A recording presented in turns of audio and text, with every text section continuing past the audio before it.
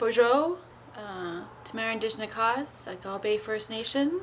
I'm known as an Indigenous feminist and advocate, primarily focused on the murdered and missing sisters along Highway 1117.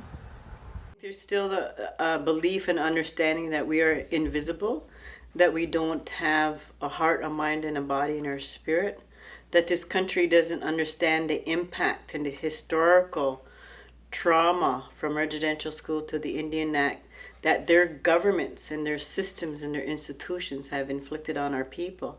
So we're still a colonized people, and we're still the missing link to this country that the majority of Canadians do not know, because the institutions, the educational institutions, always educate their people on negative stereotypes of our people. They don't know who we are. They don't know about our ceremonies. They don't know about our teachings of life.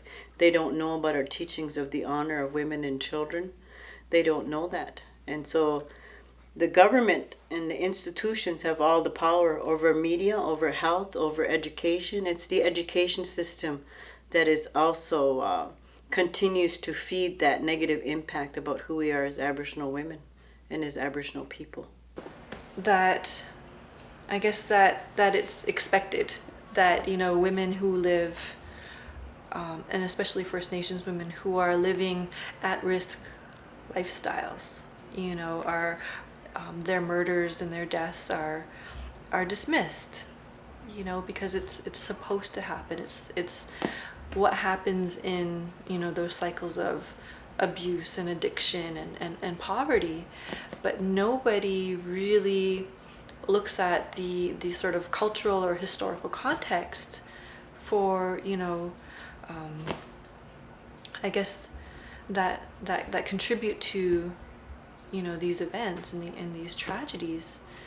And when I think about that, the whole attitude that it's just an expected outcome, it really hurts me as an Indigenous woman, because that's like telling me that my life doesn't matter. The ongoing systematic discrimination that is continuously encouraged, in the mainstream media, in our own backyards, in our educational institutions. Heck, it's not even in our historical textbooks of Canadian history of these women going murdered or missing. My great-grandmother and my cousin Doreen Hardy, and my great-grandmother Jane Bernard was part of the missing sisters. I was young. It wasn't until I actually left home and I came across this knowledge.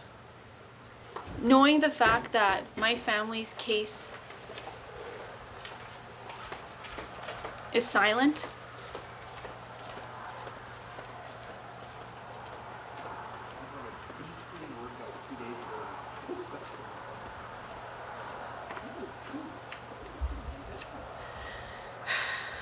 you can look at my Nokomis and see the pain in her eyes.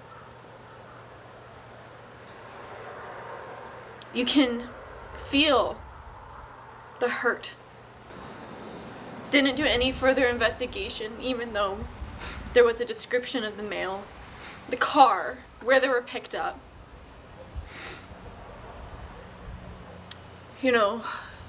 That was back in the 1960s. We may not have the technology that we had now for forensic purposes, but we have now.